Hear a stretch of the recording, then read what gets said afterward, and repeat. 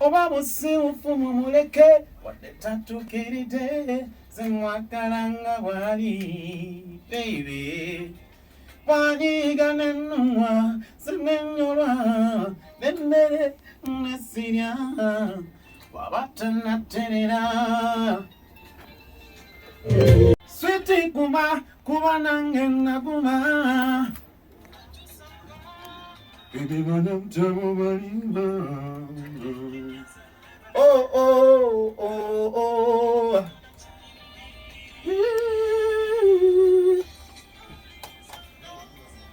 baby mama yegwe mukagwenzi samwanuno watali omwana azesetegera oh oh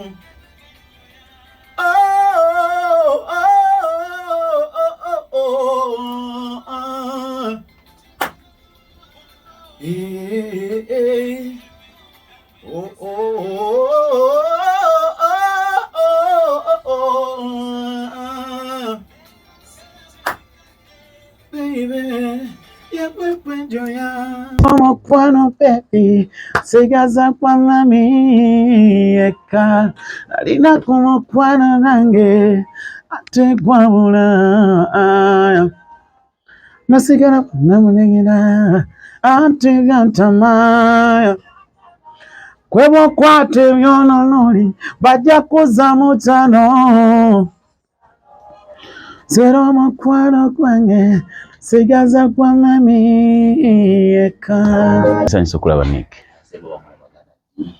ekisinga obukulu tukyasa tuli balamu atuliza ku Record FM manya ne dozi bampita Lyto boss sanyise nnyo okuba wano ndi wano tuwayeemu katono 2024 tandise happy new year too happy new year bona batuuliriza how was 2023 for you Ngomo musically byonna generally 2023 teyali mubi omanyize nkola year resolutions so God has been good tugezezaako ku achievinga tewaliwo music mupya ndi mukyamu was it intended why music afulumye omwaka guggwako nina ne video empya eyabisobola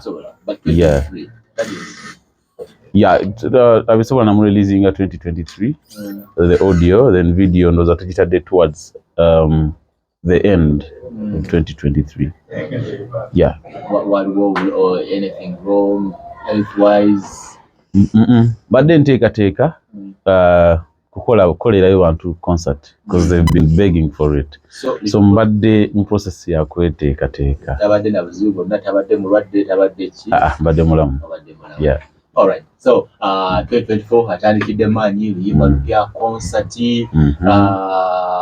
why this year it's been a while ate nga abantu bademandinga for a concert nga baga kuddamuko bakuŋŋaaneko mbayimbiremuko so maze akabanga since 2017-2018 twakola concert ya True Love ne Bobi wine kabanga kadde kayiseewo so abantu nga baagala tubakolereyo something so mbadde neteekateeka it takes a lot so tumaliza okweteekateeka then netutandika activations netuteekayo show netuteekayo olunaku eriyo ku Valentine's Day this February this coming February mwezi Hotel Africana Nile Hall kyanjawulo ki on this concert first of all no concert yange so seri VIP because it is strictly VIP okuyingira abasookebwako bali single ba ordinary ba 10,000 couples za 15,000 then tables za 2M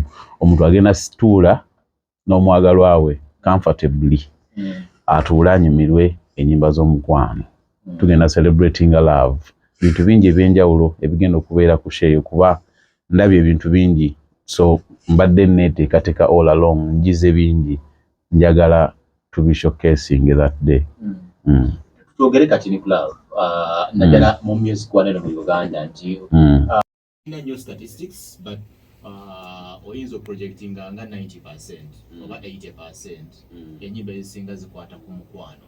And oli some critics say singa tewaliwo love singa ndowooza ab'e Uganda tebalina kye bayimba. Sina ab'e Uganda singa obulamu bw'ensi simanyi bwe butambula. Ensi yonna etambulira ku love regardless eyinza obutaba love eno omwami mukyala eyinza okuba love ya mami wo. Because bwe tuba tugenda celebrating a Valentine wali abantu nga yajja kujja ne mami we oli ajja kujja ne jjajja we. Ensi etambulira ku love. Kyokuba nti singa tewali love abayimbi tebandimbye. Simanyi na nsi bwe yandibadde nga tewali love. Yeah, not only Uganda but worldwide. Love etambulirwako ebintu bingi. 97.1 enamba eri 0755 mwenda nga it's official. Valentine's Day Hotel Africana Nile Hall. Yeah. VIP. So oba otegeka okutwala omwagalwa ku Valentine's Day ekyo kiri sorted. Yeah. Ekyo kiri sorted musobola kati okunoonya ekiddako nga concert ewedde. Kubanga bavudde awo oba wemudde ewalala n'ekyo kiri sorted. Ate tugenda kuwaayo ko couples ezimu night. Tugenda zi sponsoringa. Ku Malakai Eco Lodge tulina ko JB Suits. Tujja ba sponsoringa night bagende banyumirwe. Yeah. Hello. Wanji se. Akuwulira wuyo. Lyto boss. Yes boss. Amina mwe bali kwagira. Ewe nsanyusa okuwuliza se.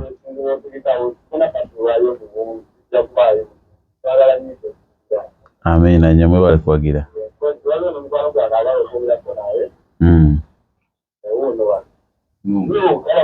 Sebo. Amina mwe bali kuguwagira.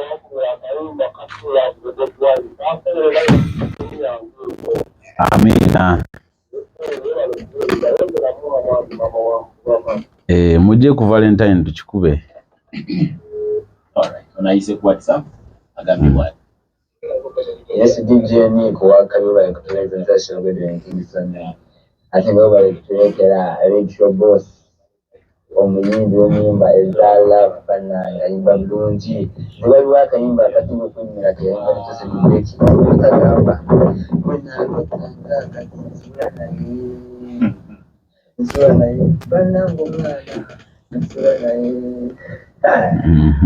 Alanga akayimba ako kalungi naye nga akayimba akapya agenda kukawa 90% kayimba kalungi yamaani. Alright. Kwebale okuwuliriza ebintu bingi ebitambula mu industry and I'm very sure you're following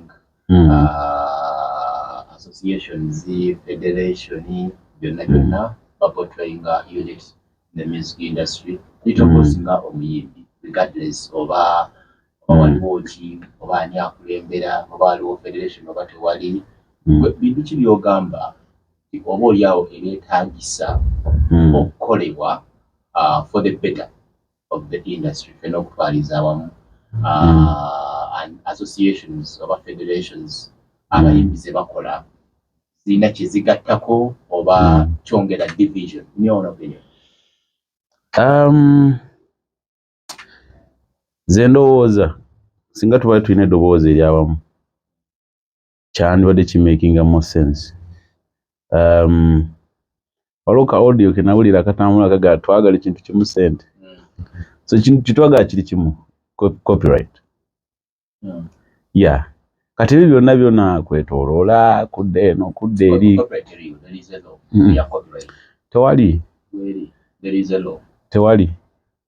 Copyright bweba weeri bagi implementinga singa nze kamwa koogera wano. Sente zange nzifuna nga bwe zifuna. Naye munnange copyright ebyaffe ate waliwo ababiryamu. Okitegeera. Kitegeeza copyright eri mu kukola. Olowooza waliwo okusomesebwa okumala naddala abaseseze mu bayimbi to understand tewali copyright works? There's completely nothing. Tewali. Copyright yennyini nga yo teriiwo. simanyi oba batya buti kugiteekawo balowooza tunaagaggawala nnyo ne tufuuka obuzibu. Simanyi government of course because government erina okuimplementinga because kyetwagala bakimanyi naye kwetoloola okwo simanyi kigenda mu maaso bakyetwetaaga kiti kimu is copyright banga ebeera implemented. Yeah. Alright. Amendments ezigenda mu maaso zimanyikoko idea waliwo mpaka yatekinga leave alete private members bill okola amendment mu copyright eriwo. Elder man. Yes. Mbi following ekintu kyonna nga kigattako ku industry kiri welcome. I welcome it kasita kiba nga kigattako ku industry. Ekitagattako nkiraba bulabi. Handouts here and there from the government. Okuwa abayimbi I hear walosendesetawo okuteekwa mu ssako y'abayimbi okwongera okwekulaakulanya ng'omuyimbi azeewola n'azikomyawo kuba president ni ddala kikyo kirowooza batuwe copyright ebyo byonna byakusaaga busaazi. 0757979797 webale kutuleetera omuyaayo Lyto boss ttaano naye Valentine kekujjeyo tulina okubeerawo wali mu maanyi tukuwagire ayitidde nkubeera akayimba ka passion kebayita omukwano gwewala some argue nti abantu abamanyi okuyimba abamu bagamba banafu nnyo bakushinga but oli kyayinza okuyita saaga kikozesa kigambo bubblegum but buli omu aba ne creative process eyiye nti wotuusa omuyimbi nga Lyto boss Yami culture n'abayimbi abalala balungi nnyo nti the most talented artists ate si be batrending. Why? Ndowooza nja kizza mu gye muli Media. Because you know the good artists. Why don't you give them platform? Kitegeeza platform musinga giwa bali abayimba bubblegum music. So media y'okunenyezebwa. Yeah. How do you address that? Media emanyi abayimbi abayimba. Koza abantu baagala ebintu ebirungi. Kati singa tuongeramu amaanyi mu bana abantu abayimba obulungi. Kijja yambako bubblegum music oyo atwala weeks myezi okuvaawo. Abantu aba deserving to be appreciated. Babeere nga bali appreciated. Otherwise singa because kitutte ebbanga ggwanvu nga kitambulawo ekityo naye nze manyi overtime buli kimu kijja ttereera.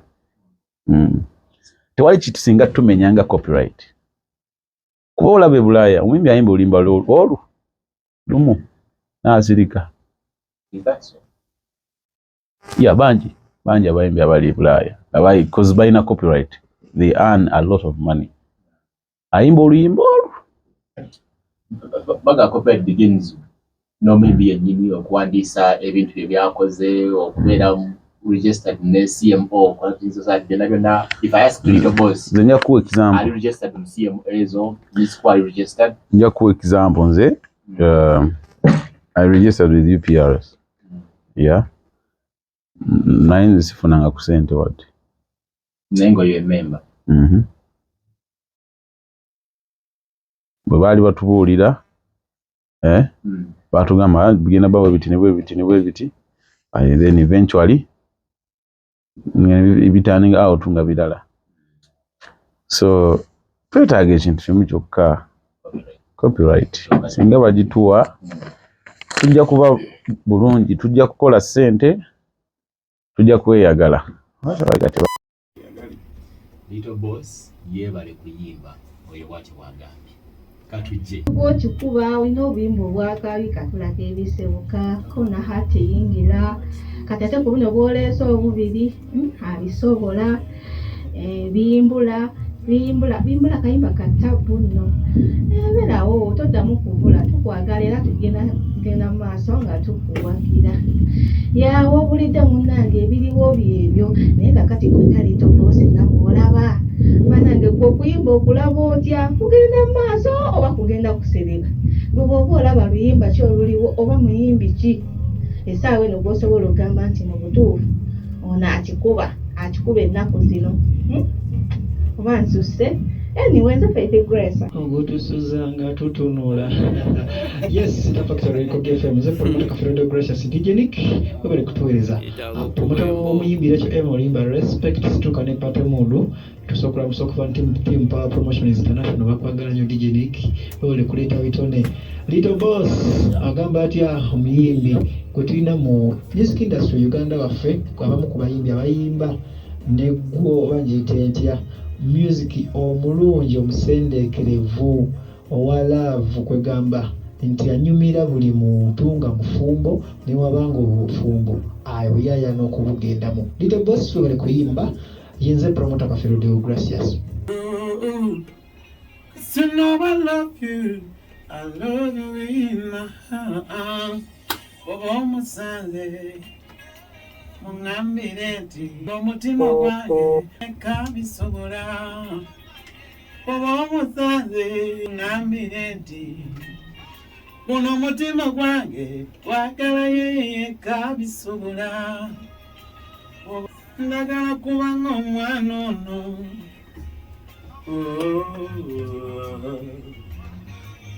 kabisobola oba teeka mpola. Okay. Nti abantu mukibu. Bana emikwano gyange mwenna ababadde bansubwa abanyumira music wa Lyto boss mbakoola ku Valentine's Day ku Hotel Africana mu Nile Hall.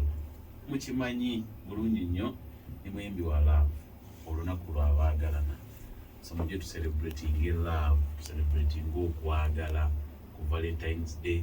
Olina omuyimbi wo asibu kuyimbira love tuyimbe buli kayimba ka love okuva gye twatandikira mpaka wetuli olwaleero beesunze nnyo enteekateeka yanjawulo it's a VIP show nga bwe mbagambye ojja kutuula wali okalire n'omwagalwawo munyumirwe to be a night to remember okuyingira emitwalo 10 ordinary oba singles couple twabasalidde kuba emitwalo 15 ate nga tugenda bawe ebimuli awo it's a red carpet event.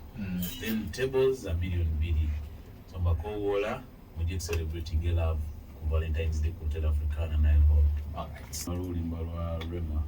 Tekyabadaza ku Masaka Road, Chiwawu ku Mityana Road, Busunjo, Baka, Mende Kohima Road, Bombo Road, Gayaza Busiika, Gayaza Kayunga n'okwetulula mukono yonna saako mu bitundu bya Uganda ebyenjawulo. Basoloza amayumba g'abapangisa era nga bazimba n'okuwa pulani z'amayumba. Senjale bebokka abakulakulanya omuntu wa wansi n'okumuzzaamu essuubi. Weewala abafere leka nkwanjuli Ham Connect UG ye kampani egenda okufunira omulimu ebweru w'eggwanga. Tulina emirimu egy'abawala n'abalenzi mu mawanga nga Iraq, Saudi Arabia, Iran, Bahrain, Qatar n'amawanga amalala mangi. Wano ku Ham Connect UG tutunda n'okugula emmotoka ssaako ne airport taxi. Gwe omwana ow'obuwala olina passport oba tolina, jangu ku ofiisi zaffe. Ham Connect UG emirimu gy'abalenzi nagyo tugirina nga ba security guards, ba cleaner, ba housekeeper. Gwe ayagala okumanya ebisingawo tusange ku FB Tower Building ewa Bakule room number C03 oba tukubire ku namba z'essimu zino noti 75938386 ne noti 7551559193. Ffe aba Ham Connect UG tutuukiriza ekirooto kyo. Gwe omuzadde eyeetaze essomero erigenda okubangulira omwana wo nga muyeeya mukozi ate ayite ne first grade katukwanjulire Shehan Standard Day and Boarding Primary School abagenda okuteeka ebyensoma by'omwana wo ku mutendera ogusingira ddala. Empisa, eddiini, ebyemizannyo n'obuyiiya bwonna tubikulembereza ddala ng'ate ebyokulya n'ebyensula bya mulembe ddala. Tulina n'entambula eri abayizi abaviira ewala. Gwe ate omuzadde eyandiyagadde omwana wo okuyita ne first grade tutunula obulala wonna okwewandiisa kugendera ddala maaso okuva ku nursery paka ku kibiina ekyomusanvu. Day ne boarding ng'ate n'ebisale birungi ate bisobokera ddala. Jjukira nti requirements zonna omwana wo azisanga ku ssomero. Tusangibwa Lubaga mu Bulwa Zone okuliraana 24/7 Motel.